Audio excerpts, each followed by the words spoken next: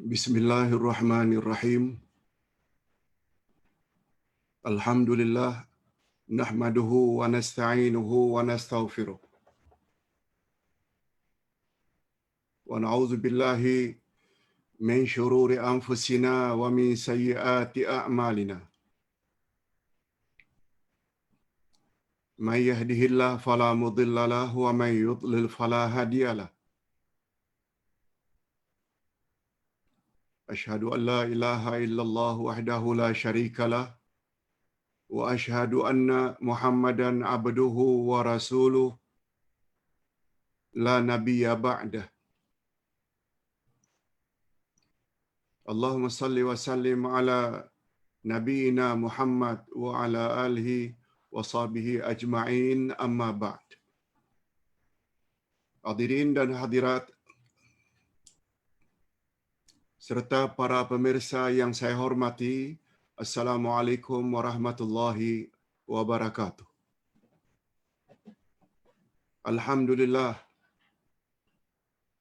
kita bersyukur kehadirat Allah Azza wa Jalla. Berkat taufiknya, kita dapat menghadirkan diri walaupun secara online kuliah pada pagi ini yang akan membahas tafsir surah At-Tin, yang akan menafsirkan surah At-Tin berdasarkan kitab tafsir Al-Quran, tafsir Al-Furqan, juz yang ke-30. Hari ini tiba masanya kita mempelajari surah At-Tin.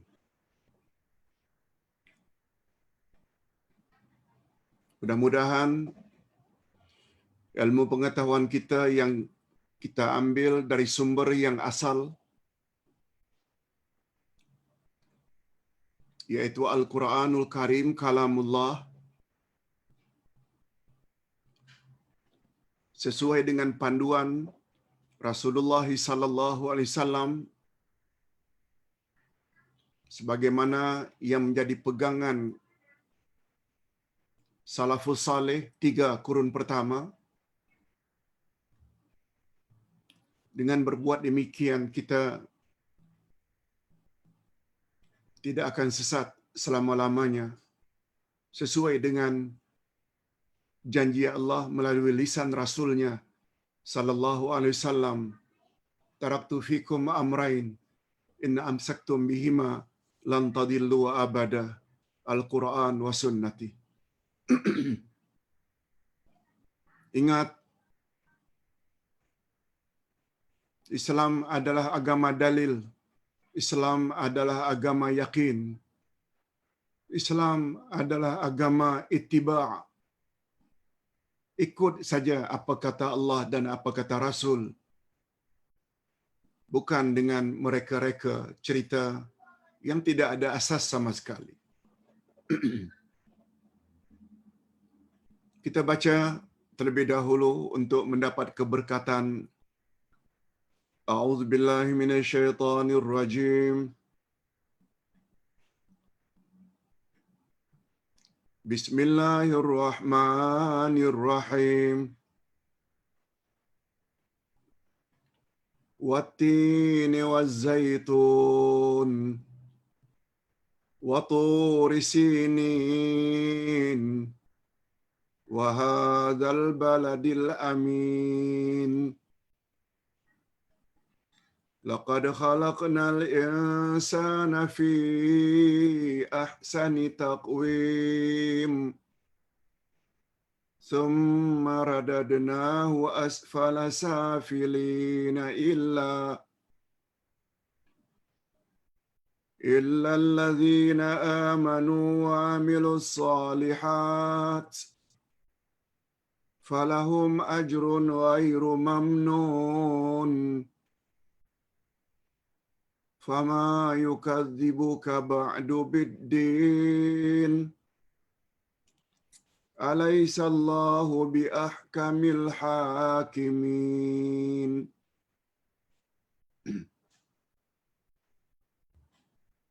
Demikianlah 8 ayat yang terkandung dalam surat At-Tin.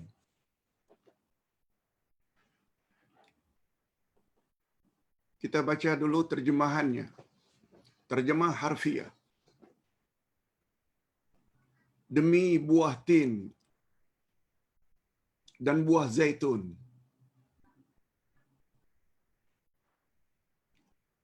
demi bukit Sinai, dan demi kota Mekah ini yang aman. Demi kota Mekah ini yang aman. Sesungguhnya kami telah menciptakan manusia dalam bentuk yang sebaik-baiknya. Alhamdulillah. Kemudian kami kembalikan dia ke tempat yang serendah-rendahnya, yakni neraka. Kecuali orang-orang yang beriman dan mengerjakan amal saleh, maka bagi mereka pahala yang tiada putus-putusnya. Maka apakah yang menyebabkan kamu mendustakan hari pembalasan sesudah adanya keterangan-keterangan itu? Bukankah Allah hakim yang seadil-adilnya? Okey, itu baru terjemah harfiah, direct translation. Kita belum lagi dapat pengajaran yang sempurna melalui terjemah harfiah. Kita perlu kepada terjemah maknawiyah. Adapun makna perkataan, vocabulary atau mufradat, kata demi kata, sila para jamaah sekalian baca sendiri. Tak perlu Ustaz ulai, tak perlu Ustaz ulas, sudah Ustaz tulis untuk dibaca kata demi kata. Nah, kita langsung saja kepada mukaddimah.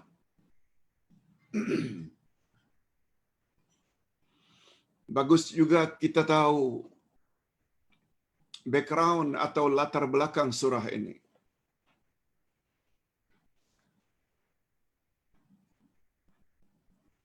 Surah ini, surah At-Tin, terdiri dari 8 ayat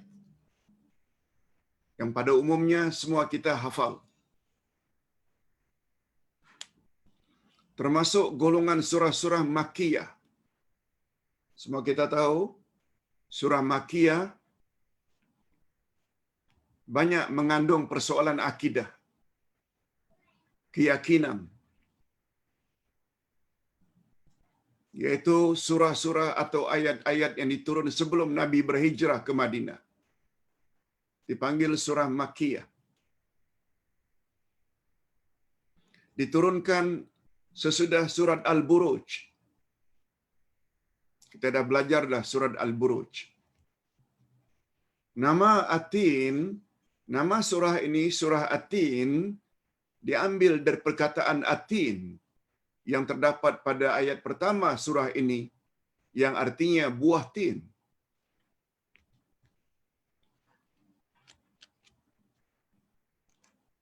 Nah, sekarang kita ingin tahu pula apa sebab surah ini diturunkan oleh Allah kepada Nabi Muhammad sallallahu alaihi wasallam, yang dipanggil dalam istilah ilmu tafsir asbabun nuzul, sebab-sebab turunnya ayat, sebab-sebab turunnya surah. Apa sebab surat At-Tin ini diturunkan? Ini dia. Imam Ibnu Jarir meriwayatkan daripada Ibnu Abbas radhiyallahu anhuma tentang firman Allah.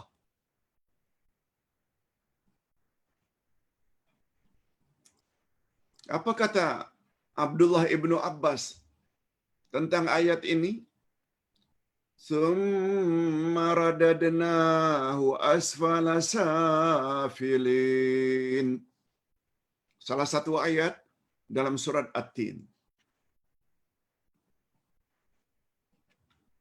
Kemudian kami letakkan mereka di tempat yang paling rendah, yaitu neraka. Kata beliau, Abdullah ibnu Abbas radhiyallahu anhuma yang pernah mendapat gelaran Turjamanul Quran, orang yang sangat pakar dengan Al-Quran, berkat doa Nabi ketika tahnik atau belah mulut dan doa Nabi ketika dia masih baby. Wa'allimhu ta'wil, ya Allah, berilah baby ini kepahaman yang mendalam terhadap Al-Quran. Akhirnya setelah dewasa dia jadi orang yang pakar dalam tafsir Al-Quran sehingga mendapat gelaran Turjamanul Quran. Apa komen orang yang pakar terhadap Al-Quran ini? Kata Abdullah bin Ibnu Abbas radhiyallahu Abdullah ibnu Abbas radhiyallahu anhuma berkata, ada segolongan orang-orang yang sudah lanjut usia di zaman Rasulullah sallallahu alaihi wasallam. Ada orang yang sudah warga emas. Ada orang yang sudah sampai ke peringkat lansia, lanjut usia di zaman Rasulullah sallallahu alaihi wasallam, sehingga sampai ke peringkat nyanyuk, pikun, kata orang Indonesia. Nyanyuk, kata orang Malaysia. Usia dah lanjut sampai nyanyuk. Dah macam anak-anak cara berfikirnya. Baginda Rasul sallallahu alaihi wasallam lalu ditanya tentang mereka yang sudah hilang ingatan itu. Rasulullah ditanya tentang orang yang sudah nyanyuk, dah hilang ingatan itu. Lalu sempena peristiwa itulah, maka sempena peristiwa pertanyaan kepada Rasulullah tentang insan yang nyanyuk, maka Allah menurunkan ayat ini. Maka Allah menurunkan ayat ini untuk memberi keuzuran kepada mereka bahwa Allah Subhanahu wa taala tetap akan memberi ganjaran terhadap amalan yang telah mereka lakukan sebelum ingatan mereka hilang. Allahu akbar. Sama-samalah hari ini pertanyaan terhadap orang-orang yang koma berbulan-bulan, bertahun-tahun, lalu mereka meninggal dunia dalam keadaan koma. Sama pertanyaannya itu dengan orang-orang yang sudah lanjut usia sampai ke peringkat nyanyuk.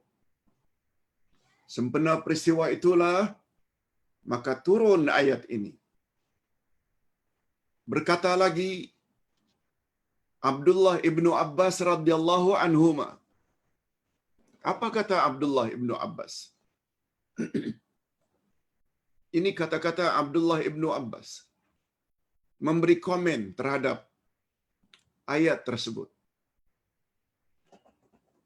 Idza kabural abdu wa dha'ufa 'anil 'amal kutiba lahu ajra ma kana ya'malu fi syabibati. Ini komen orang yang pakar Al-Quran.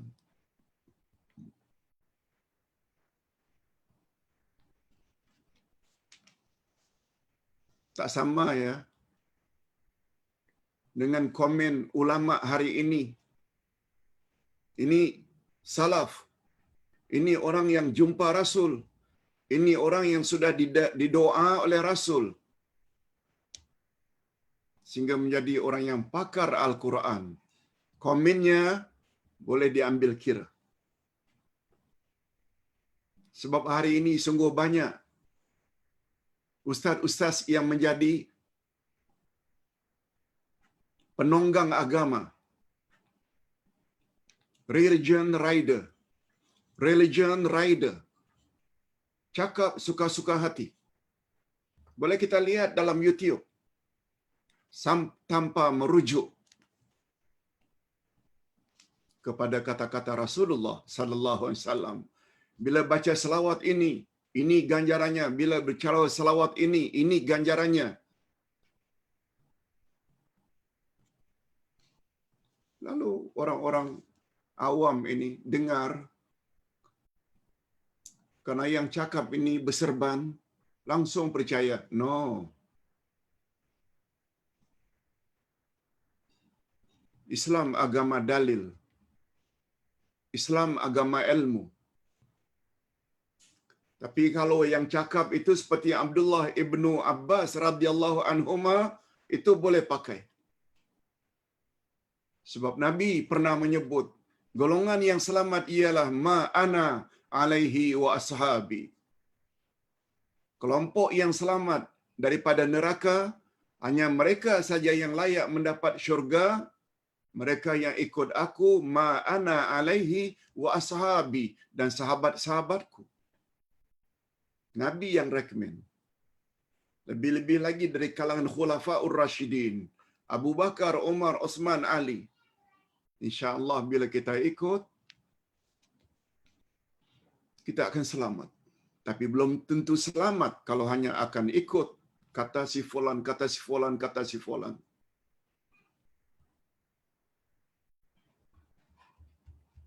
Cuba kita balik kepada apa yang Abdullah ibnu Abbas radhiyallahu anhu kata.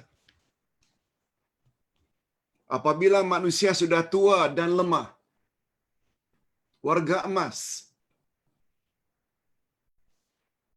warga lanjut usia, dah sampai ke peringkat on off, ingat lupa. Itu maksudnya. Apa kata Ibnu Abbas? Apabila manusia sudah tua dan lemah untuk melakukan amalan, lemah, niscaya akan ditulis untuknya pahala apa yang pernah dia lakukan ketika zaman mudanya. Ketika zaman mudanya, dia rajin salat pada awal waktu, dia rajin tahajud witir, dia rajin puasa sunat Senin Kamis, dia rajin salat sunat duha, dia rajin salat sunat rawatib masa dia sehat. Lalu dia sakit sampai hilang ingatan. Apa kata Ibnu Abbas? Dia akan tetap ditulis mendapat pahala walaupun ketika itu dia tidak salat lagi karena hilang akal. Nah, di sinilah Ustaz ingin komen sedikit. Kalau orang yang dulunya rajin salat berjamaah ke masjid atau ke surau, sekarang ada semacam halangan atas nasihat ulil amri. Tak boleh lebih Jumatan sekian orang. Tidak boleh lebih salat berjamaah sekian orang. Dalam masjid mesti jaga jarak.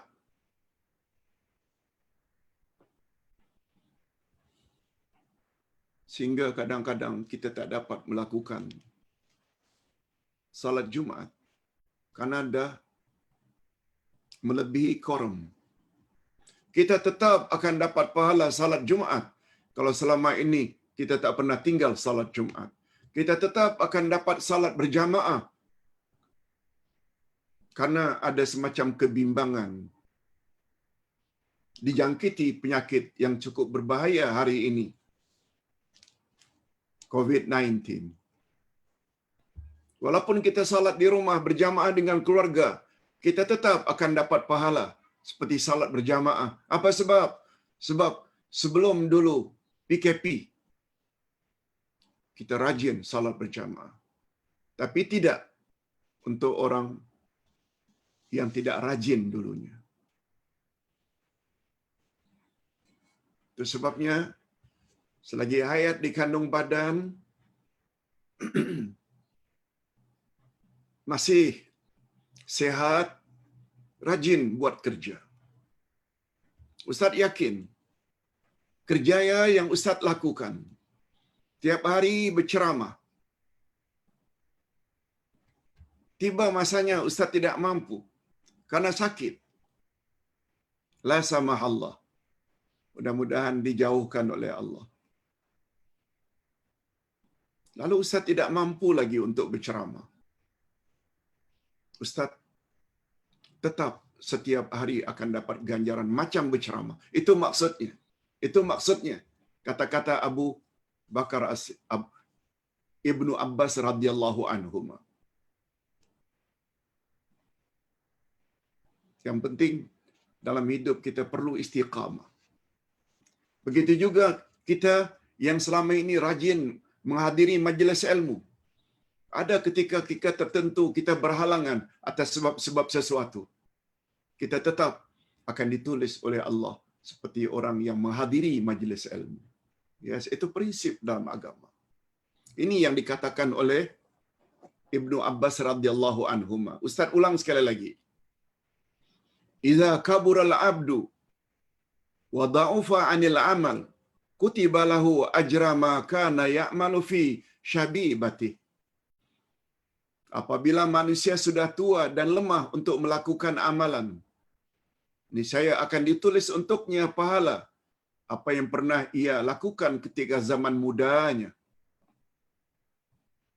Sebabnya kita yang masih muda, beramallah. Jangan malas beramal.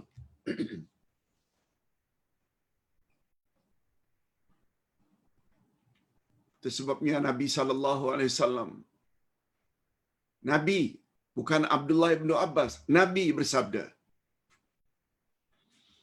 barang siapa yang melakukan sesuatu amalan secara istiqamah, konsisten, dia tetap akan mendapat ganjaran pahala amalannya itu ketika dia sakit dan musafir. Sakit dan musafir. Sakit, kita terlentang. Sakit, kita tidak dapat puasa sunat Senin Kamis. Sakit, kita tidak dapat melakukan salat tahajud karena lemah.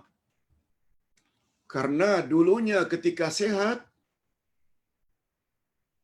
dia melakukan terus, bukan saja ketika dia sakit, ketika dia musafir, terus amalan tersebut dia layak mendapat pahalanya, walaupun dia tidak buat. Allahu Akbar. Cantik. Agama Islam, agama yang mudah. Okey.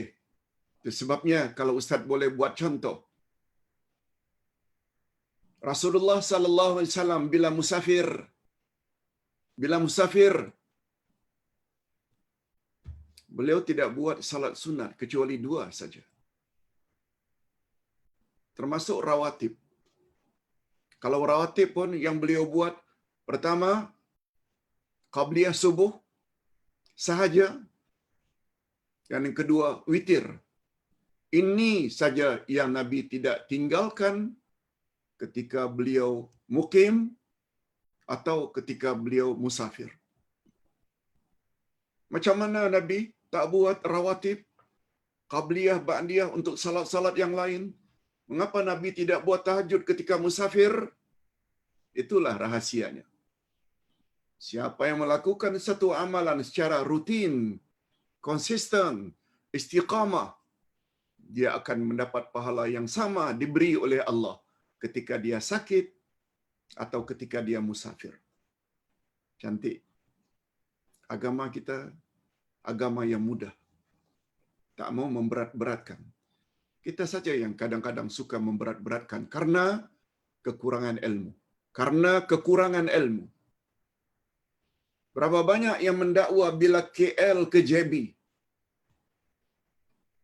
Salat lengkap 4 rakaat di Seremban. Kemudian 4 rakaat ketika sampai di JB asarnya. Zuhur 4 rakaat di Seremban atau dinilai. Kemudian 4 rakaat di JB atau di Singapura. Berapa banyak yang mengatakan itu lebih afdal? Karena setiap berapa puluh kilometer ada RNR. Sedangkan Nabi SAW menyuruh kita jamak dan qasar. Kebolehan jamak dan qasar ketika musafir. Walaupun tidak ada halangan. Menurut Imam Malik, siapa yang tidak jamak dan qasar dalam perjalanan, dia kufur nikmat. Karena jamak dan qasar, khasnya qasar, dia adalah sedekah daripada Allah. Beza antara orang faham dengan orang yang tak faham. Sebab pemahamannya berdasarkan hawa nafsu saja, akal saja, bukan berdasarkan dalil. Orang macam inilah yang jadi mangsa oleh penceramah-penceramah religion rider, penunggang agama. Ada pula siapa yang simpan kitab Ihya Ulumuddin dalam rumah, syaitan tak akan masuk. Siapa cakap ini? Ini orang-orang yang ingin mendapat follower, mereka jual agama dengan menyebut perkara-perkara itu. Na'udzubillah min dzalik. Itu sebabnya belajar secara disiplin, ada rujukan, ada dalil, sangat mustahak, lebih-lebih lagi pada hari ini. Penjual-penjual agama sangat banyak pada hari ini. Sebarkan hadis-hadis, ternyata hadis itu dinilai palsu. Kalau ditegur, marah. Okey. Setelah kita tahu sebab turunnya ayat, kita langsung kepada tafsiran ayat.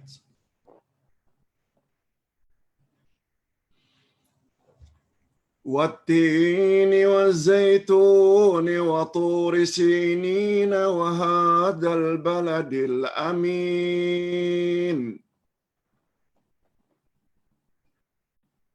Demi buah tin dan buah zaitun, dan demi bukit Sinai, dan demi kota Mekah ini yang aman.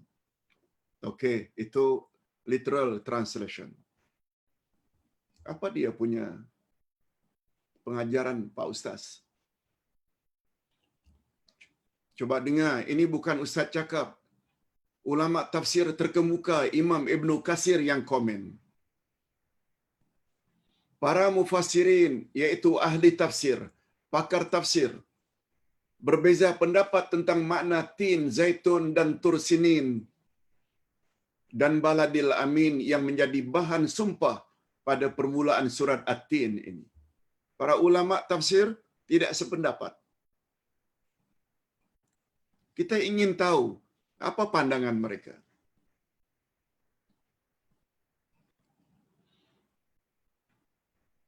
Allah dah sebut dalam Al-Quran, fas'alu ahla dzikri in kuntum la ta'lamun. Tanyalah kepada orang yang tahu jika kamu belum tahu. Karena ini ayat Quran, tanyalah kepada ulama tafsir. Jangan tanya kepada orang yang pakar komputer. Jangan tanya kepada pakar workshop yang perbaiki kereta dan motor. Kalau bidang kereta motor, tanyalah mereka. Dalam bidang komputer, tanyalah pakar komputer. Bila tentang ayat Quran, tanyalah kepada pakar tafsir. Bila tentang hadis, tanyalah kepada pakar hadis, muhaddisin. Itu maksudnya. Itu sebabnya kata Nabi, as-su'alu nisful amal. Maaf. As-su'alu nisful ilmi. Soalan itu, pertanyaan adalah setengah daripada ilmu. Apa kata Imam Ibn Katsir?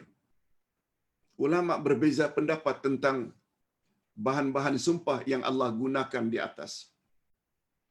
Sebahagian mereka berpendapat bahawa kesemua bahan sumpah tersebut mengisyaratkan ini, kesemua mereka berpendapat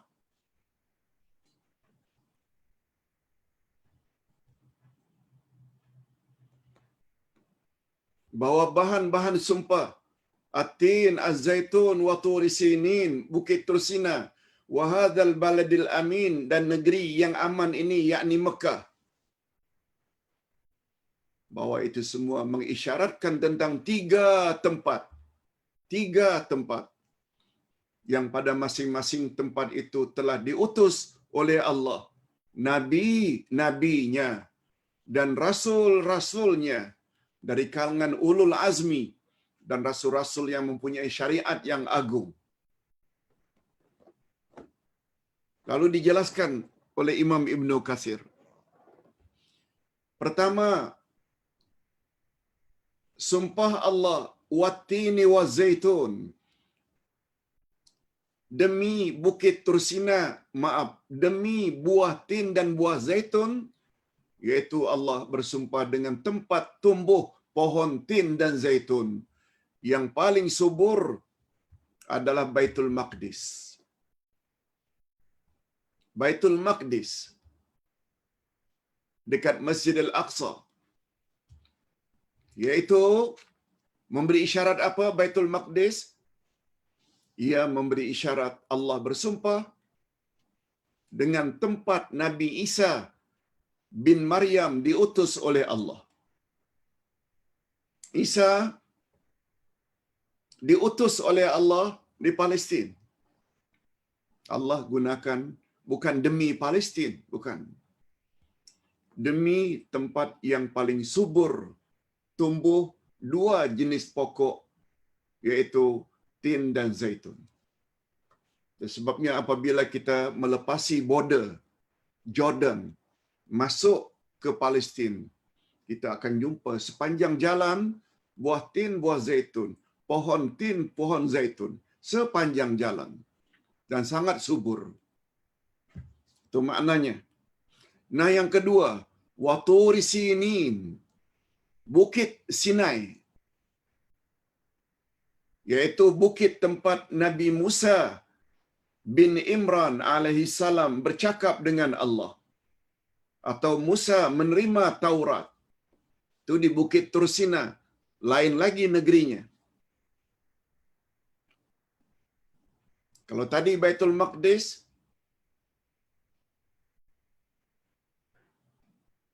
yang ini pula Bukit Tursina. Nah, yang terakhir, wa hadzal baladil amin, yaitu kota Mekah Al-Mukarramah. Dia memberi isyarat Allah bersumpah, negeri yang aman lagi bagi siapa yang memasukinya. Tempat Nabi Muhammad sallallahu alaihi wasallam lahir dan diutus oleh Allah. Ini boleh dikatakan semua ulama tafsir sepakat dengan tafsiran ini. Cukuplah untuk 3 ayat pertama kita faham sekarang ini.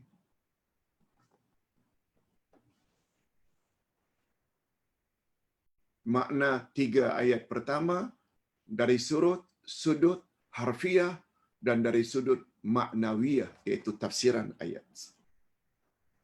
Kita teruskan. Laqad khalaqnal insana fi ahsani taqwim. Sesungguhnya kami telah menciptakan manusia dalam bentuk yang sebaik-baiknya.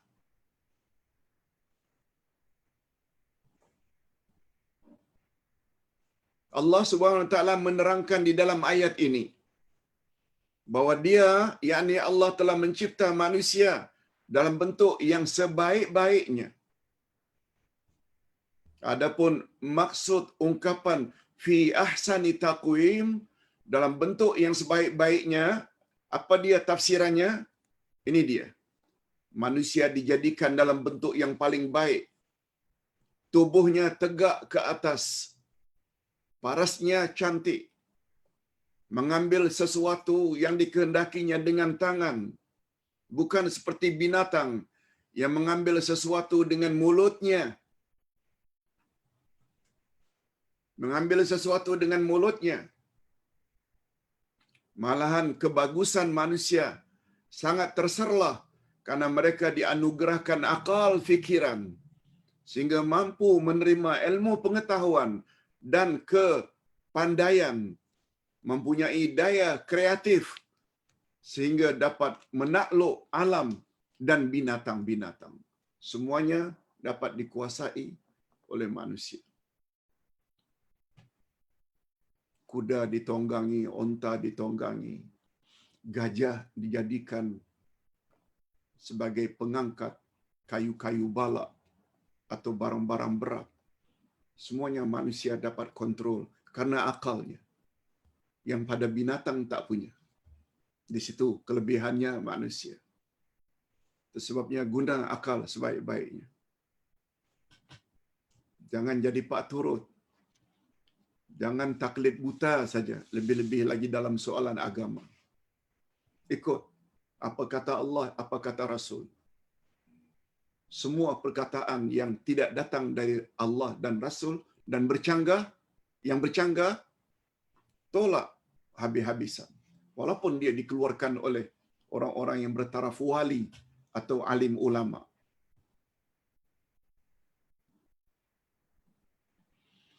Sebab kita orang yang beriman, dalam hidup ini mesti taat Allah, taat Rasul saja. No choice. Lihat ayat yang ke-36 dari surat Al-Ahzab. Apa kata Allah? Wa ma kana li mu'minin wala mu'minatin idza qadallahu wa rasuluhu amra ay yakuna lahumul khiyaratu min amrihim. Tidak berhak orang beriman laki-laki, juga tidak berhak orang perempuan, orang beriman wanita. Dalam hal apa mereka tidak berhak? Apabila Allah dan Rasul telah tetapkan satu-satu ketetapan hukum, lalu mereka ingin mencari hukum yang lain. No. Tetapi andai kata mengaku saja mukmin, mukminat, hukum hakam Allah dan Rasul tidak mau dihiraukan. Coba dengar penghujung ayat. Wa may ya'sillaha wa rasulahu faqad dhalla dhalalan mubina. Barang siapa yang tidak patuh dengan ketetapan Allah dan Rasul, maka terjerumuslah dia ke dalam kesesatan yang nyata. Sesat. Bila dengar cakap orang tanpa membawa dalil Quran dan Sunnah. Berapa banyak hari ini orang-orang yang bersikap demikian? Itu sebabnya Ustaz punya istilah tersendiri. Mungkin boleh setuju, mungkin boleh tidak. Mungkin setuju, mungkin tidak. Untuk jadi orang sesat, tak semestinya masuk ajaran sesat. Mengaku saja mukmin mukminat, muslim muslimat. Allah suruh, Allah Rasul tak buat. Allah larang, Rasul larang, langgar. Dah sesat dah tu. Sebab Allah menyebut pada penghujung ayat, wa may ya'sillaha wa rasulahu faqad dhalla dhalalan mubina. Siapa yang tidak patuh dengan ketetapan Allah dan Rasul, maka terjerumuslah dia ke dalam kesesatan yang nyata, mubina, nyata, bukan samar-samar lagi sesatnya. Sehingga Ustaz berkesimpulan, seseorang sudah dikategori, sudah diklasifikasi sesat, walaupun tidak masuk ajaran sesat. Mengaku saja muslim-muslimat, tapi tidak mau patuh dengan ketetapan Allah dan Rasul. Al-Ahzab ayat 36. Bukan Ustaz yang cakap, Allah yang cakap. Sila rujuk. Di situlah perlunya kita kepada ilmu tafsir. Sebab salafus salih kata, al-ilmu ma qala Allah wa ma qala Rasul. Ilmu yang sebenar-benar ilmu ialah apa yang Allah firmankan dan apa yang Rasul sabdakan, iaitu Quran dan hadis. Jadi sesuai dengan janji Allah melalui lisan Rasulnya, taraktu fikum amraini in amsaktum bihima lan tadillu abada, Al-Quran wa sunnati. Aku tinggalkan dua pedoman untukmu wahai umat, selagi kamu berpegang teguh pada kedua-duanya, kamu tidak akan sesat selama-lamanya. Bukan pegang kata-kata religion rider, penjual agama, bukan. itu akan membawa kita kepada kesesatan. Allah tak cakap, Rasul tak cakap, dia cakap. Hadirin dan hadirat rahimakumullah. Tetapi sayangnya, sungguh banyak manusia yang lalai akan keistimewaan yang telah Allah anugerahkan ini, iaitu akal. Sungguh banyak manusia yang lalai terhadap keistimewaan tersebut. Punya akal tak mau fikir. Ada orang bagi pandangan ini, ada orang punya pandangan ini. Yang pandangan ini hanya cakap-cakap kata ulama. Yang pandangan ini dia cakap tapi dibawa dalil Quran dan Sunnah. Tetap ta'assub dan fanatiknya kepada orang yang tidak bawa dalil. Maknanya orang tersebut tak gunakan akal. Itu sebabnya golongan cendekiawan, intelektual, mereka punya budaya, show me the proof. Tunjukkan padaku dalil, hujah, argument, baru aku percaya. Cuma sayangnya, juga berapa banyak para intelektual gunakan prinsip tersebut dalam hal-hal keduniaan, tapi tidak gunakan prinsip yang sama dalam hal-hal agama, lebih-lebih lagi menyangkut perkara gaib dan akidah. Jadi pak turut saja. No. Di mana akal? Sebabnya Allah berfirman pada ayat 17 dan 18 dari surat Az-Zumar. Ayat ini selalu Ustaz baca. Fabashshir ibadiyallazina yastami'una al-qaul fayattabi'una ahsana. Ulaika allazina hadahumullah wa ulaika hum ulul albab. Sampaikan hai Muhammad berita gembira kepada hamba-hambaku yang suka dengar. Maknanya suka dengar nasihat, suka dengar ceramah. Lalu mereka ikut mana yang lebih baik. Merekalah orang yang dapat hidayah Allah dan merekalah orang yang berakal. Jadi syarat untuk mendapat hidayah dan tergolong orang yang berakal, ulul albab, ada dua. Pertama, suka tambah ilmu, banyak dengar, tapi bukan semua yang didengar diikut. Tapi ikutlah mana yang paling baik. Dan ukuran mana yang lebih baik, bukan berdasarkan serbannya, bukan berdasarkan janggutnya, bukan berdasarkan dia keturunan siapa. Tapi yang jadi ukuran adalah kekuatan dalil. Az-Zumar ayat 17 dan 18. Allah cakap lagi. Bukan ustaz reka-reka.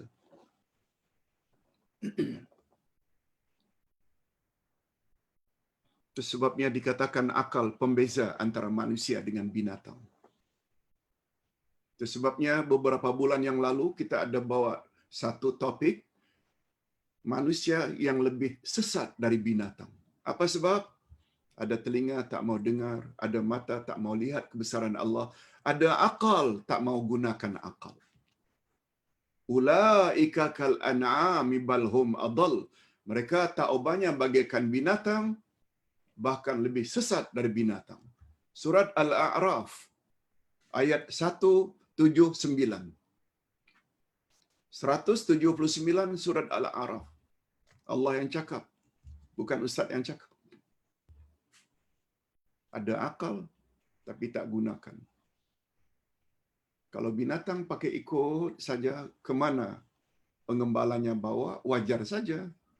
Dan dia tak akan tanya, awak nak bawa aku ke mana. Tapi manusia kalau dah macam itu, padahal ada akal, ada Quran, ada sunnah, ada orang yang akan mengajar, tak mau ikut. Lebih teruk dari binatang. Na'udzubillah min dzalik. Tetapi sayangnya sungguh banyak manusia yang lalai akan keistimewaan yang telah Allah anugerahkan ini.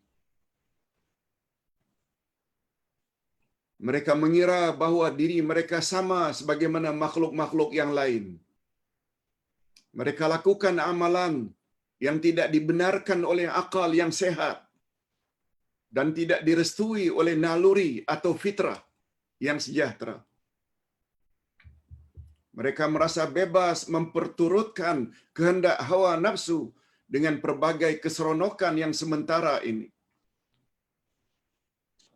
Pada masa yang sama, mereka enggan memikirkan tentang perkara yang boleh mendatangkan manfaat di akhirat nanti dan apa yang diredai oleh Allah. Dia tak fikir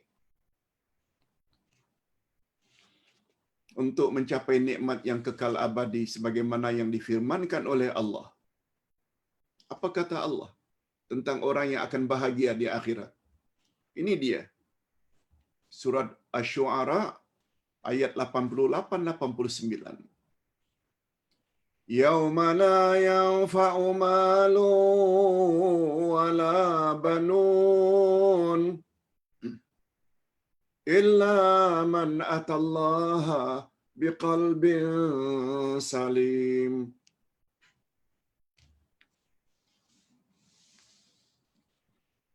Yaitu di hari harta dan anak-anak tidak lagi berguna. Harta dan anak-anak lelaki tidak lagi berguna kecuali orang yang menghadap Allah dengan hati yang bersih. Akidah yang betul. Akidah ni urusan hati, keyakinan.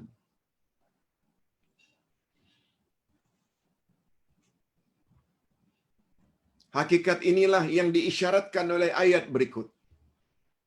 Hakikat inilah orang yang tak mau gunakan akal diisyaratkan oleh Allah pada ayat berikut. Summa radadnahu asfala safilina illa. Kemudian kami kembalikan dia ke tempat yang serendah-rendahnya. Allah lempar mereka ke tempat yang serendah-rendahnya, yaitu neraka.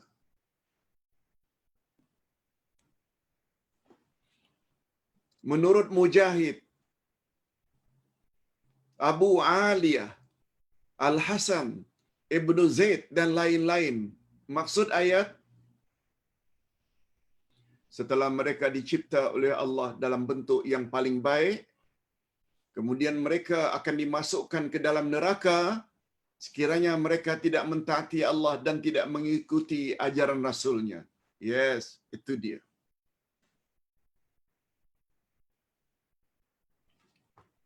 Dicipta oleh Allah dalam bentuk yang handsome, ganteng, tampan, rupawan, cantik, jelita. Tapi sayangnya tidak patuh Allah, tidak patuh Rasul. Neraka tempatnya.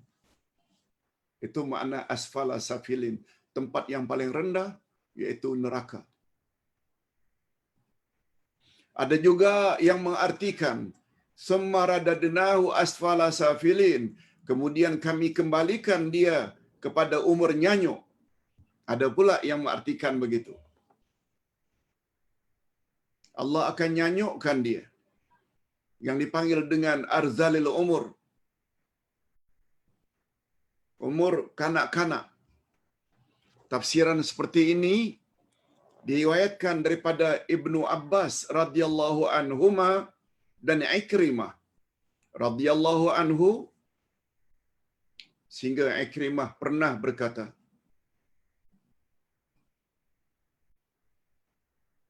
bila ada yang tanya, mengapa Ustaz untuk Ibnu Abbas dipanggil radhiyallahu anhuma? Huma itu semoga Allah redai mereka berdua. Sebab Ibnu Abbas ini nama panjangnya Abdullah bin Abbas. Kedua-duanya sahabat Nabi. Itu sebabnya mudah-mudahan kedua-duanya mendapat redha Allah. Tapi Ustaz baca Ikrimah radhiyallahu anhu.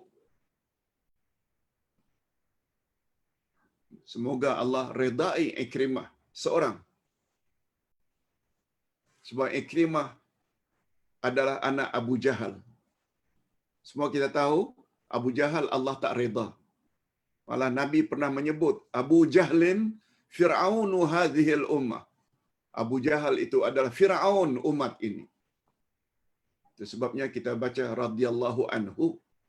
Jadi Allah reda tu pada Ikrimah sahaja. Lihat Allah beri hidayah kepada siapa yang dia kehendaki. Walaupun bapaknya bukan orang Islam, tapi menjadi sahabat Nabi. Apa komen Ikrimah tentang ayat di atas? Man jama'al Qur'ana lam yuradda ila arzalil umur.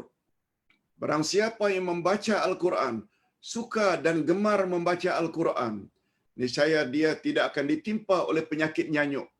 Nah, di sini mukjizatnya Al-Quran. Di sini hebatnya Al-Quran. Insya-Allah penyakit nyanyuk tidak akan melanda orang-orang yang suka membaca Al-Quran. Apalagi belajar Al-Quran. Rasulullah sallallahu alaihi wasallam bersabda, Rasulullah sallallahu alaihi wasallam selalu memohon kepada Allah setelah salat. Ingat ya, setelah salat, agar dihindarkan daripada penyakit nyanyuk sebagaimana berikut. Ini termasuk doa yang Nabi galakkan sangat untuk kita baca setiap salat fardu. Zuhur, asar, maghrib, isya, subuh. Baca doa ini. Allahumma inni a'udzubika minal jubni wa a'udzubika min an uradda ila arzalil umur wa a'udzubika min fitnatid dunya wa a'udzubika min azabil qabr. Ya Allah, aku memohon perlindungan kepada Engkau ya Allah daripada sifat pengecut, al-jubn, kedekut, pengecut, penakut yang keterlaluan. Dan aku memohon perlindungan kepada Engkau daripada nyanyuk. Maknanya kembali kepada umur kanak-kanak. Dan aku memohon perlindungan kepada Engkau daripada fitnah dunia. Dan aku memohon perlindungan kepada Engkau daripada siksaan kubur. Hadis sahih riwayat Imam Bukhari daripada Sa'ad bin Abi Waqqas. Yang macam ini doa yang kita patut amalkan. Rasul yang cakap, hadisnya sahih. Membuat kita yakin, tak ragu lagi. Kalau tidak tanya pun tanya kepada fakar hadis. Betul atau tidak? Ustaz, setiap yang Ustaz baca, Ustaz tulis, Ustaz rujuk dulu dalam kitab-kitab hadis. Kedudukan hadis itu betul atau tidak? Jadi jangan bimbang. Dan Ustaz tidak pernah meminta daripada audiens kepada follower agar minta ijazah pada Ustaz. Tak perlu. Bila kita hadis itu dah sahih, amalkan saja. Tawakkal ala Allah. Kalau ingin reconfirm, tanya kepada pakar hadis, betul ke hadis ini? Hadirin dan hadirat rahimakumullah. Kemudian Allah Subhanahu wa taala membuat pengecualian. Insan yang diberi oleh Allah akal, pendengaran, penglihatan yang sempurna, bentuk tubuh yang indah, cantik, tampan, jelita, akan terhindar daripada neraka. Akan terhindar daripada dilempar ke dalam api neraka yang paling bawah. Jika mereka mempunyai sifat-sifat berikut ini. Ini yang namanya Quran kitab panduan. Itu sebabnya kalau selama ini kita dah hafal surah ini, pada umumnya semua umat Islam hafal. Sejak dari Ad-Duha, Alam Nashrah, Wattin, Iqra, untuk next week insya-Allah Iqra, pada umumnya hafal. Sampai Qul a'udzu birabbin nas. Tapi gara-gara hanya pandai membaca tapi tidak faham, akhirnya terikut-ikut. Ya Allah, kecualikan ini yang tidak akan dilempar dalam api neraka. Ini dia. Ini namanya kitab panduan yang langsung daripada Allah. Illal ladzina amanu wa amilus salihat falahum ajrun ghairu mamnun. Kecuali orang-orang yang beriman dan mengerjakan amal saleh, maka bagi mereka pahala yang tiada putus-putusnya. Allah kecualikan. Insan handsome ke atau tidak handsome, cantik ke atau tidak cantik, jelita ke atau hodoh, tak cantik, akan dikecualikan oleh Allah daripada neraka bila insan-insan itu, tak kira apapun jantinanya, lelaki ke perempuan, dia cantik ke atau tidak cantik, dia kaya ke atau dia miskin, jika padanya ada iman dan amal saleh. Illal ladzina amanu, kecuali orang yang ada iman, ini maknanya akidahnya baik, tidak bercampur syirik, wa amilus salihat, dan dia beramal saleh pula sesuai dengan panduan Nabi Muhammad sallallahu alaihi wasallam, mereka tidak akan dimasukkan ke dalam api neraka. Itu sebabnya kata ulama tajwid yang ustaz dulu belajar ketika sekolah menengah,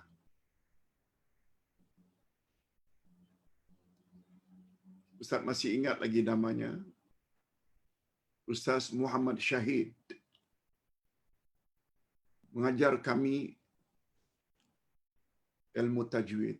Kata beliau, sebaiknya bila ayat itu wakafnya, sesudah wakaf ada perkataan illa, maka wakaflah dengan memasukkan illa. Jangan wakaf sebelum illa, walaupun ada tanda wakaf. Sebaiknya, bukan tak boleh, tapi lebih afdal masukkan illa. Sebab illa maknanya kecuali.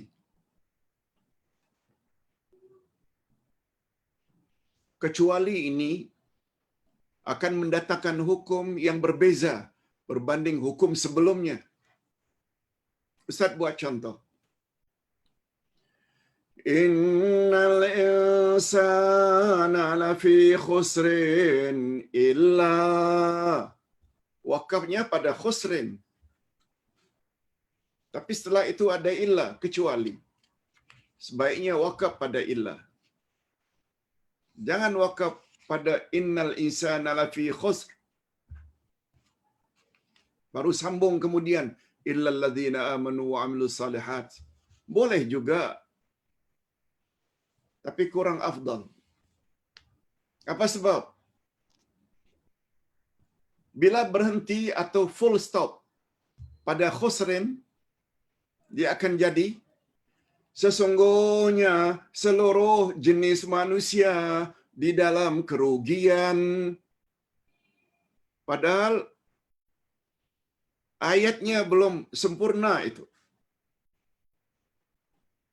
Allah kata sesungguhnya seluruh jenis manusia dalam kerugian, kecuali itu. Ada kata kecuali. Illal ladzina amanu wa amilus salihati wa tawassaw bil haqq wa tawassaw bis sabr. Kecuali orang yang beriman, beramal saleh, berdakwah dan sabar.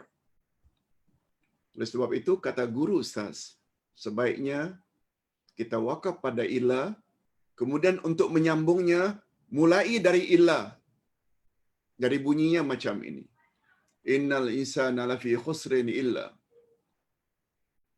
alladhina amanu wa amilus salihati wa tawasaw bil haqq wa tawasaw bis sabr.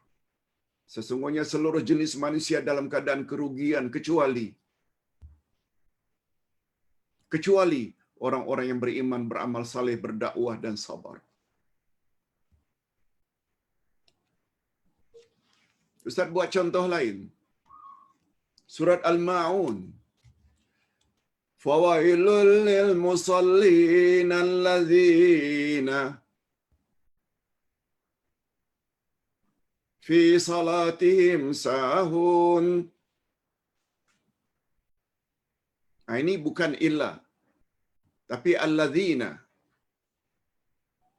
Sesungguhnya celakalah orang-orang yang salat. Sebaiknya jangan berhenti di situ. Orang salat yang macam manakah yang celaka? Alladzina hum fi salatihim yura'un. Yang riak dalam salatnya. Fawailul lil musallin alladzina hum an salatihim sahun. Yang lalai dari salatnya. Alladzina yura'una, dan sambungan ayat, dan mereka yang riak dalam melakukan salat. Inilah yang digunakan oleh Parti Komunis Indonesia dulunya. Di mana-mana kain rentang diletakkan di jalan-jalan dengan menulis fawailul musallin, celakalah orang-orang yang salat. Kalau di situlah berhentinya lil musallin, maknanya semua orang yang salat itu celaka. Padahal bukan semua yang salat itu celaka. Yang celaka itu yang lalai dari salatnya. Atau lalai dalam salatnya. Termasuklah dalam hal ini ayat tadi. Summa radadnahu asfala safilina illa. Kemudian manusia yang cantik akan kami lemparkan ke dalam api neraka kecuali. Nah, barulah dari kecuali. Illal ladzina amanu wa amilus salihat. Kecuali manusia yang ada iman dan amal saleh. Mereka saja yang tidak akan dilempar dalam api neraka.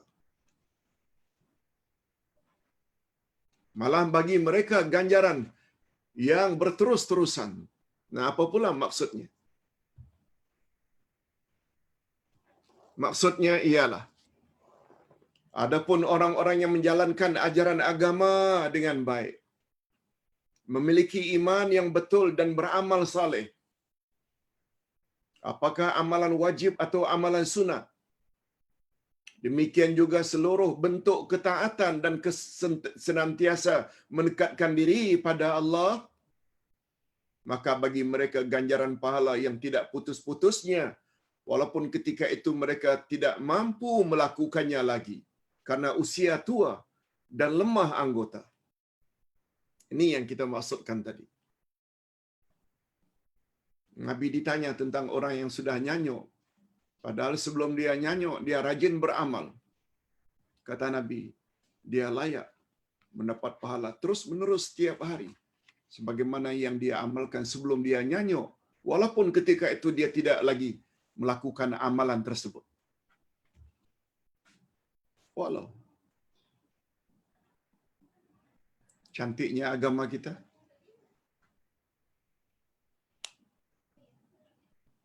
Keadaan ini berbeza. Keadaan ini berbeza dengan orang-orang kafir. Mereka tidak akan memperoleh keistimewaan ini.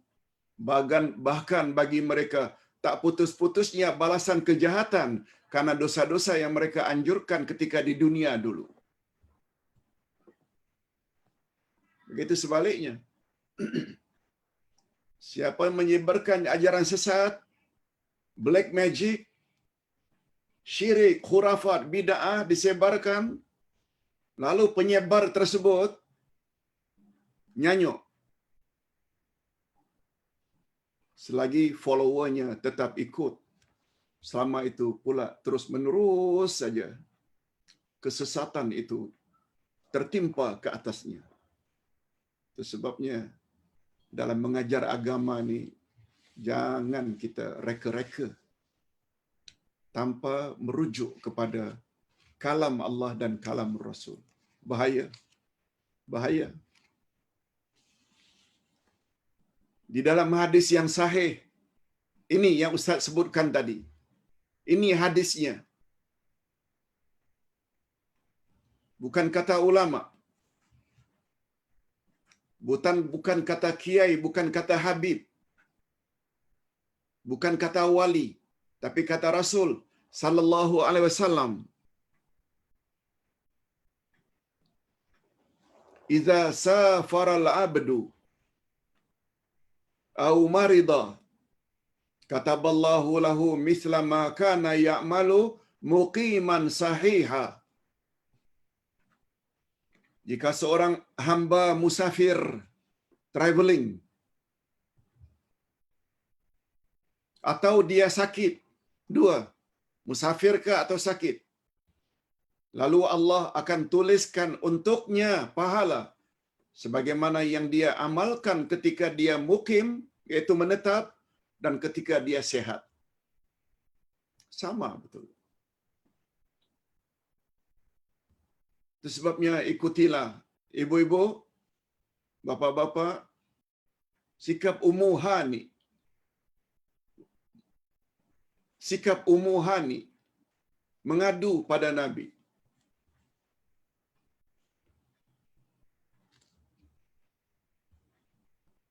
Kalau tak salah Ummu Hani ini isteri daripada Abdullah. Maaf, isteri daripada Abbas. Mak Abdullah ibnu Abbas, Ummu Hani.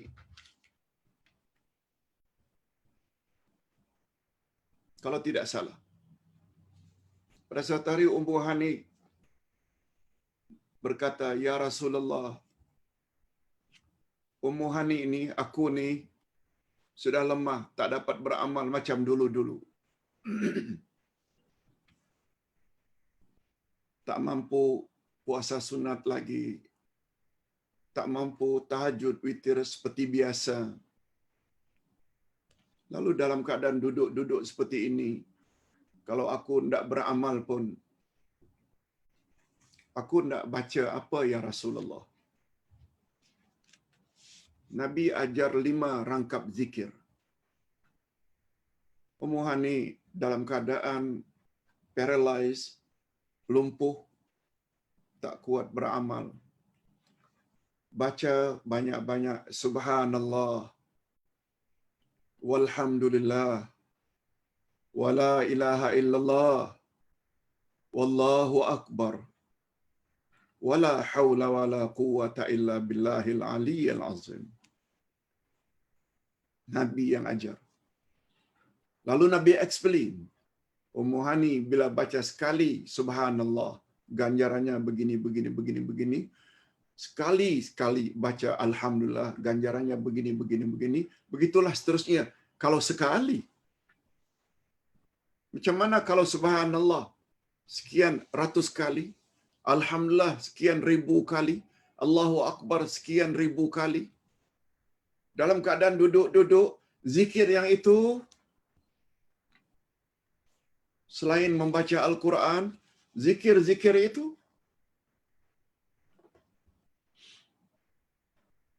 sebabnya di dalam salah satu tafsir surat Al-Kahfi, Ustaz sekarang sedang menyemak tafsir surat Al-Kahfi. Dan 3 buku sudah Ustaz kirim ke percetakan. Wasiat, 30 kunci kebahagiaan, 12 pendoman ibadat. InsyaAllah tak lama lagi para jemaah boleh dapati. Dan tadi malam dapat menyelesaikan pula tafsir surat Al-Kahfi. Di antara yang Ustaz masih ingat, Allah berfirman pada ayat 48 Al-Kahfi. Maaf, 46. Al-malu wal-banuna zinatul hayatid dunya wal baqiyatus salihat khairun 'inda rabbik. Harta dan anak-anak, kedua-duanya adalah hanya perhiasan dalam kehidupan di dunia. Perhiasan. Semua kita tahu, perhiasan ni disebut perhiasan, pasti tidak kekal. Sementara saja. Harta dan anak. Wal baqiyatus salihat khairun 'inda rabbik. Sedangkan yang kekal baqiyat, as-salihat dan saleh, baik.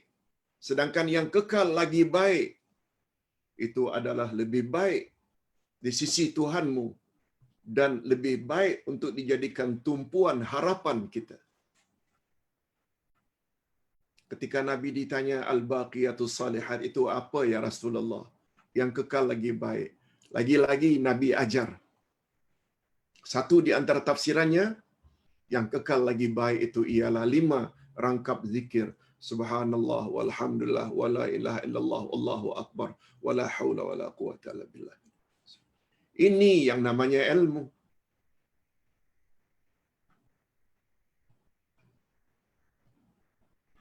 Mengapa dikatakan ilmu?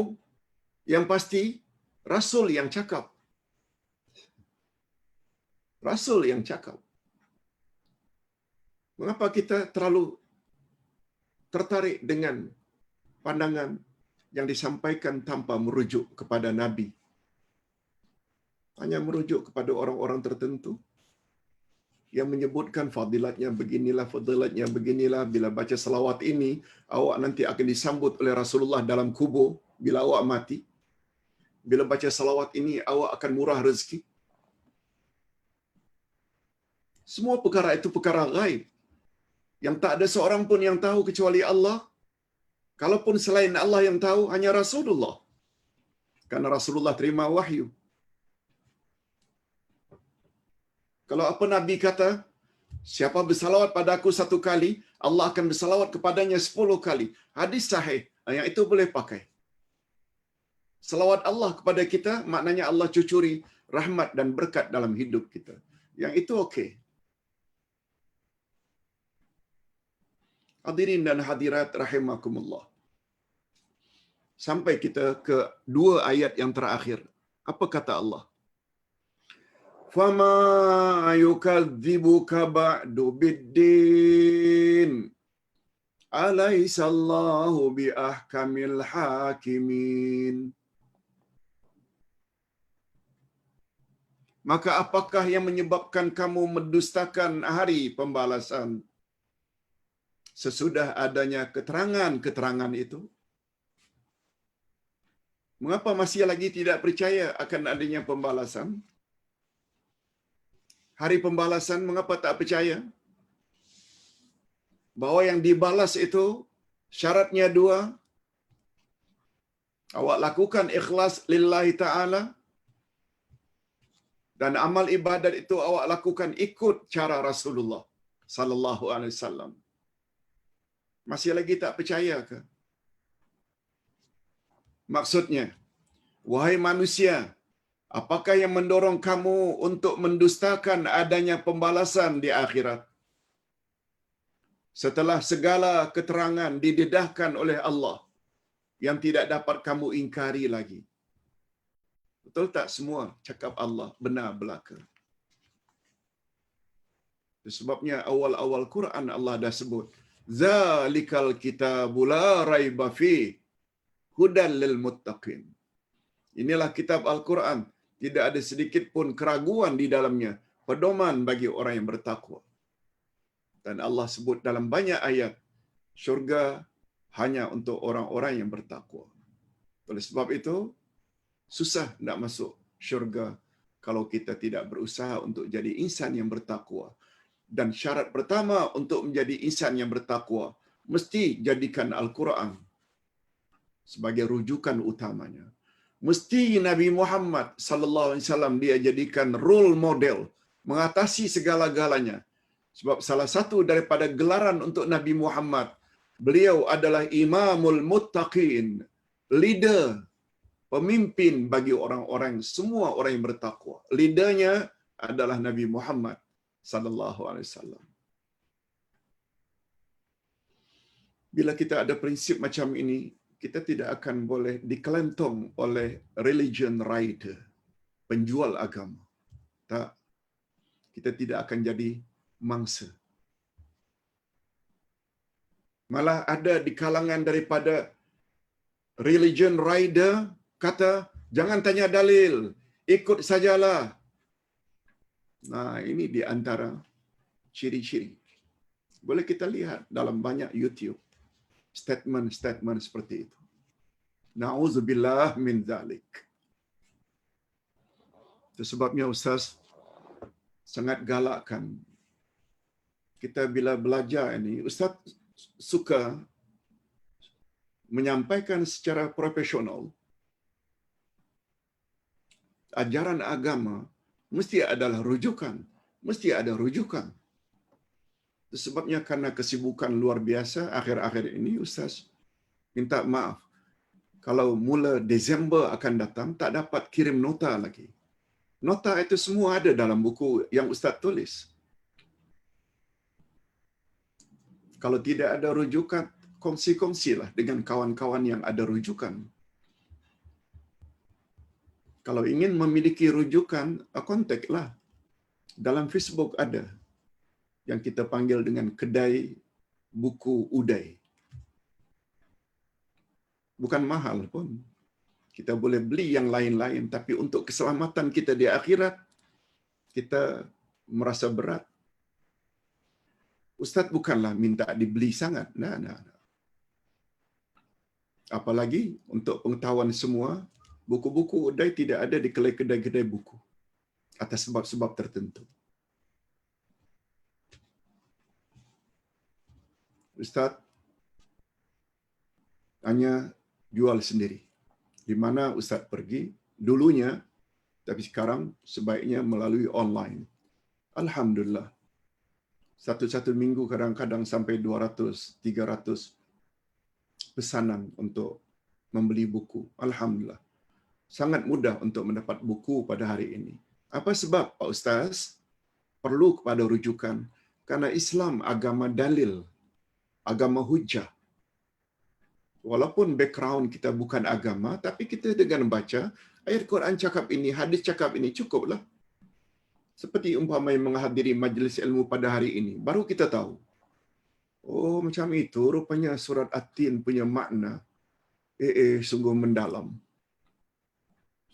Betul-betul ini panduan.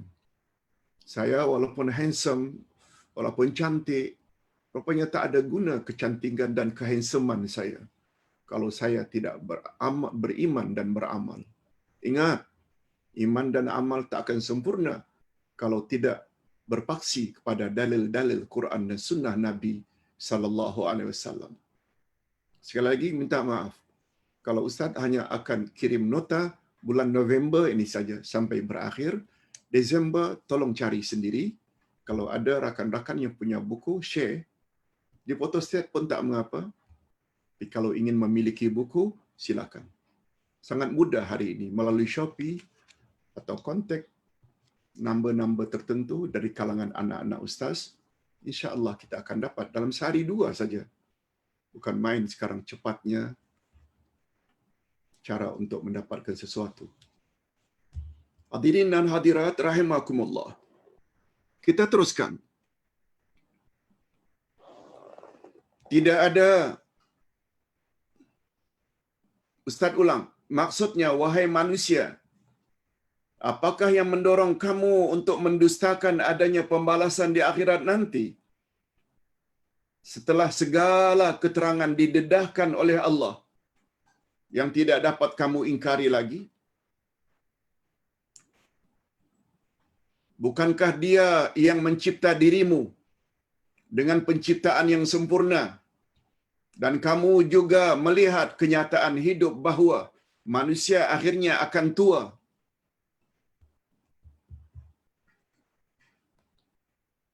dah putih janggut. Dulunya 20-30 tahun yang lalu hitam semuanya. Masih muda. Semua kita akan macam itu. Sesuatu yang tidak boleh diingkari. Akan jadi lemah. Ada pula yang nyanyuk. Na'udzubillah min dzalik. Dan hilang akal, hilang ingatan, dan akhirnya mati. Ingat ya, keyakinan kita, bila kita mati bukan bermakna berakhirnya segala-galanya. Bagi kita, mati hanya perpindahan dari alam amal ke alam pembalasan. Lihat ayat 7 dari surat At-Tahrim. Surat At-Tahrim ayat 7. Apa kata Allah? Ya ayyuhalladzina kafaru la ta'tazirul yaum innama tujzauna ma kuntum ta'malun. Hei orang-orang kafir, jangan kamu berdolak-dalik, minta-minta uzur, buat-buat alasan pada hari ini. Jangan. Lalu Allah sebut sebabnya. Sebab hari ini kamu akan dibalasi terhadap apa yang dulu pernah kamu lakukan. Ayat inilah yang dijadikan rujukan ulama akidah. Bahwa kematian bukan akhir segala-galanya, tapi sekedar perpindahan dari alam amal ke alam pembalasan. Pembalasan sejak alam kubur lagi, seterusnya alam akhirat, sesuai dengan amalan kita di dunia dulu. Amal, asal-asal amal sajakah, atau amal dengan yakin, beza balasannya di sana. Itu sebabnya, sebelum hayat di kandung badan, pastikan akidah kita, amalan kita bersesuaian dengan kehendak Allah dan kehendak Rasul. Tidak ada seorang pun yang dapat mengingkari hakikat tersebut, kecuali orang yang degil dan takabur terhadap ayat-ayat Allah.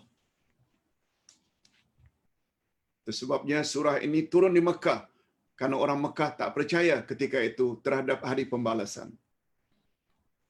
Imam Ibnu Katsir berkata, wahai anak cucu Adam,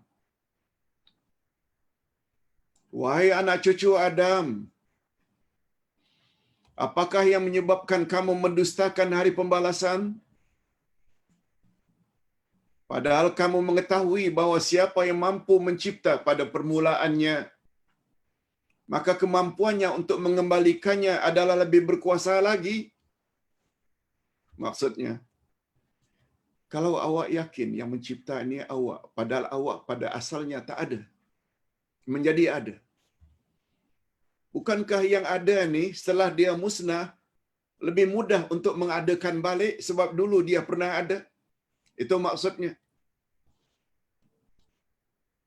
Gunakanlah akalmu, sehingga kamu katakan membangkitkan manusia yang sudah mati, yang sudah hancur tulang belulang, mustahil. Padahal kamu yakin yang mencipta kamu dulu dari tidak ada menjadi ada. Siapa mencipta? Allah. Bukankah mengembalikan sesuatu yang sudah pernah ada lebih mudah bagi Allah daripada mencipta buat pertama kali? Itu maksudnya. Justru itu, apakah yang mendorong kamu mendustakan hari berhisab? Padahal kamu mengetahui hakikat ini. Nah, dia ajak kita berfikir lagi. Sampai kita ayat yang terakhir. Apa dia ayat yang terakhir? Alaihissallahu biahkamil hakimin. Bukankah Allah hakim yang seadil-adilnya? Maksudnya, apakah wajar bagi Allah yang telah mencipta manusia dalam bentuk yang sebaik-baiknya dan menganugerahkan kepada mereka bermacam-macam nikmat yang tidak mampu dihitung banyaknya, lalu mereka dibiarkan begitu saja berbuat sesuka hati tanpa adanya suruhan dan larangan, tanpa adanya ganjaran terhadap perbuatan baik atau siksaan terhadap durhaka?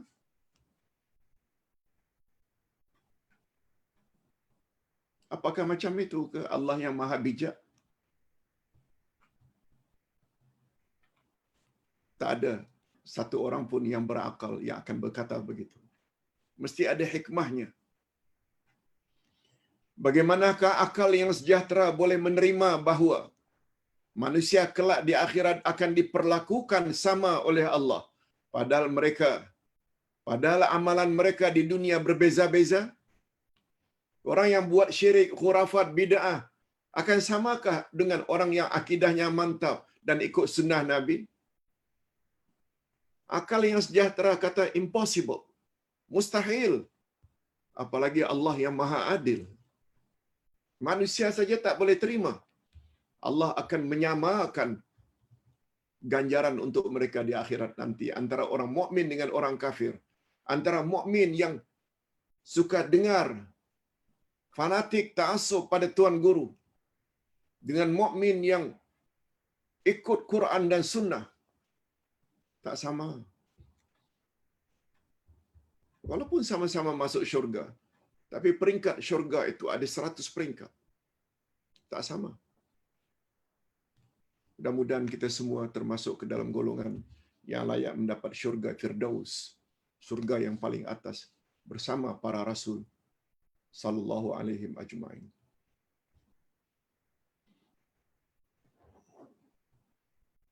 Padahal Allah adalah hakim yang paling adil. Itu sebabnya bunyi ayat tadi, alaisallahu biahkamil hakimin, bukankah Allah itu hakim yang paling adil? Diriwayatkan bahwa Abbas radhiyallahu anhuma,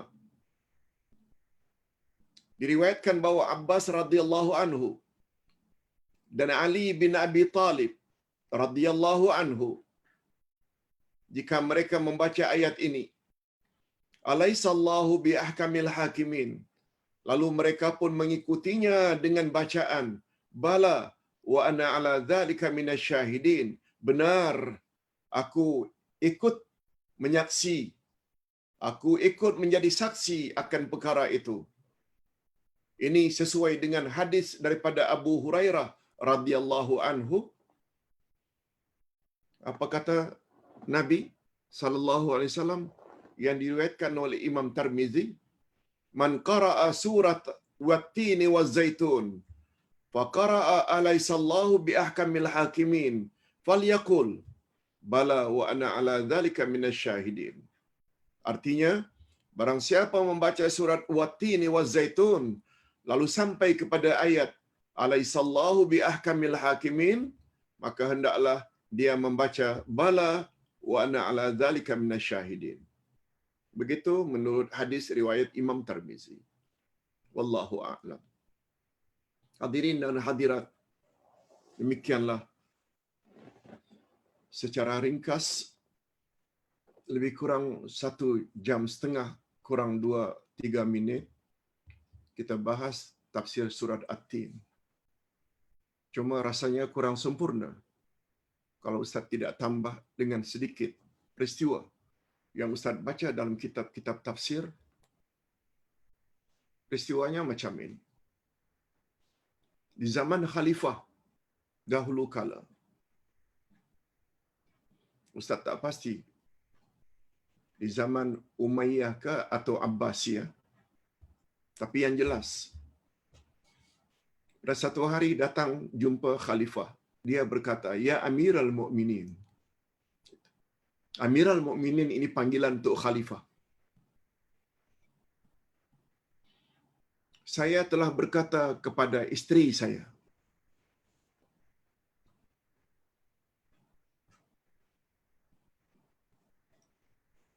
awak, saya cerai jika awak tidak lebih cantik dari bulan purnama. Awak tertalak bila awak tidak lebih cantik dari bulan purnama.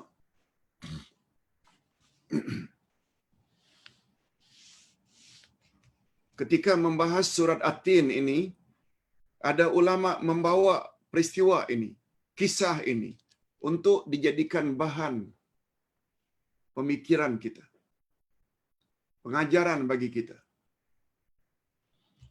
Amirul Mukminin khalifah ketika itu begitu mendengar pengaduan salah seorang rakyatnya, bingung. Ya Allah, talak cara ini ni first time aku dengar. Khalifah tidak dapat berbuat apa-apa kecuali mengambil inisiatif memanggil semua alim ulama di seluruh kerajaannya jumpa di istana. Jumpa di istana. Berhimpun di istana. Alim ulama.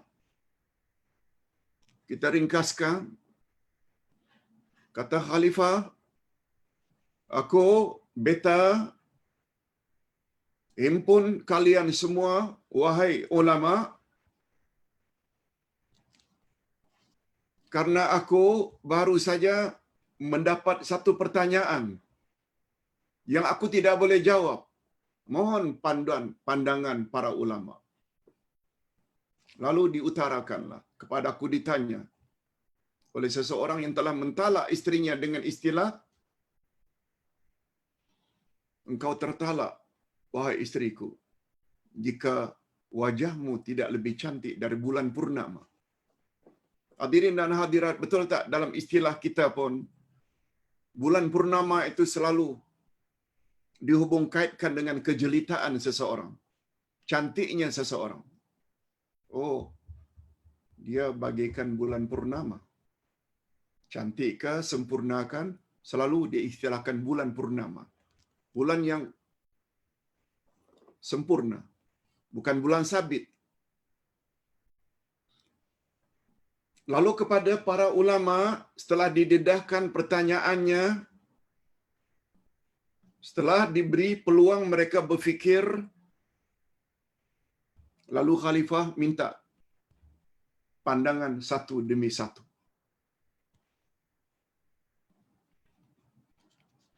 Semua ulama mengatakan jatuh talaknya. Jatuh talaknya.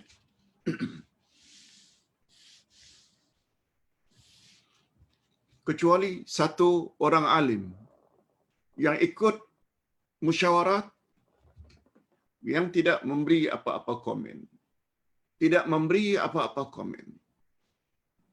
Lalu Khalifah tertarik. Wahai orang alim, setelah aku mendengar komen dari para ulama bahwa dengan perkataan tersebut engkau tertalak jika wajahmu tidak lebih cantik dari bulan purnama. Sebelum aku mengambil keputusan untuk dijadikan fatwa, apa pandangan? Aku tidak dengar dulu. Lalu orang alim yang satu itu, yang diam dari awal hingga akhir, bangun memberi pandangan. Adapun saya, mungkin istilahnya patik, kalau istilah hari ini, punya pendapat berbeza, ya Amirul Mukminin.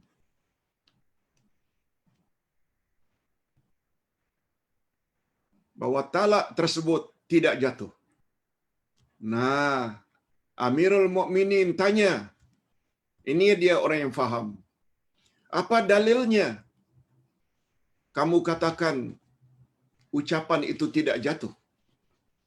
Apa dalilnya? Tanya dalil. Ya Amirul Mukminin, bukankah Allah Subhanahu wa taala telah berfirman, laqad khalaqnal insana fi ahsani taqwim? Sesungguhnya kami telah jadikan manusia dalam bentuk yang paling cantik. Ayat ini memberi isyarat tidak ada yang lebih cantik dari insan, hatta dari bulan purnama. Dia gunakan ayat tadi dalam surat At-Tin sebagai dalil. Cantik manusia itu berdasarkan ayat itu. Apalagi setelah kita tahu tadi tafsirannya. Kecantikan manusia bukan terletak pada rupa, tetapi dari sudut ilmunya, ada daya kreatif, ada inisiatif, boleh berfikir.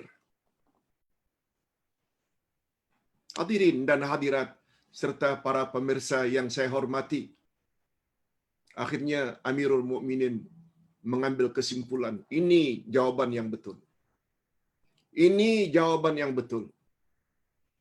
Dan inilah sebenarnya pandangan yang patut kita ambil sesuai dengan kata-kata Abdullah bin Mas'ud.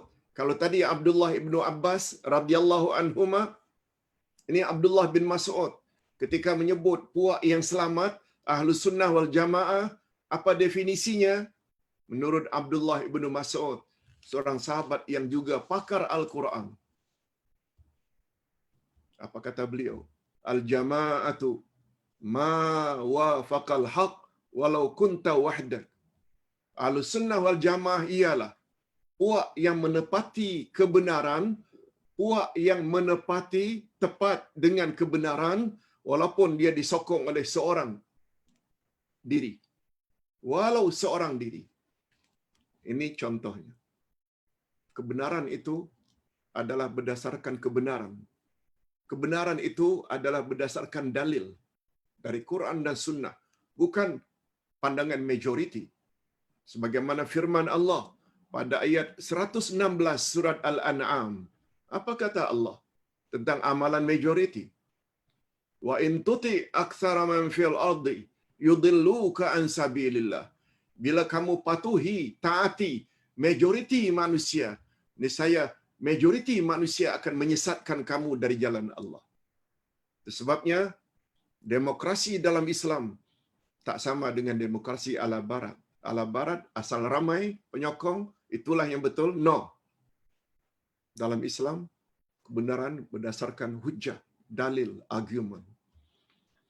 Ini sekedar tambahan, tapi walaupun tidak jatuh talaknya, diharap para suami jangan main-main dengan masalah talak.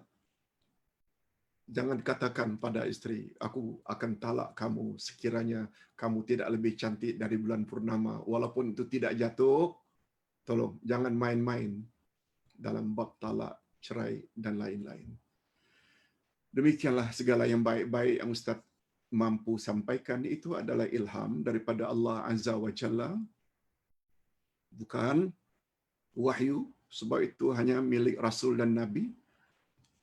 Dan bukan was-was, sebab itu adalah bisikan syaitan. Tapi bisikan bila datang dari malaikat, menyampaikan kebenaran berdasarkan hujah dan dalil, itu namanya ilham. Mudah-mudahan kita semua dapat manfaatnya. Segala yang baik-baik datangnya dari Allah. Dan kalau ada kekurangan, kekasaran, dan Ustaz banyak tadi meletih bagi mereka yang terlalu ta'assub dan fanatik, walaupun terhadap dalil-dalil yang tidak kokoh, minta maaf. Semuanya itu Ustaz lakukan ikhlas lillah supaya kita selamat di akhirat nanti. Wabillahi taufiq wal hidayah. Assalamualaikum warahmatullahi wabarakatuh. Kita berpindah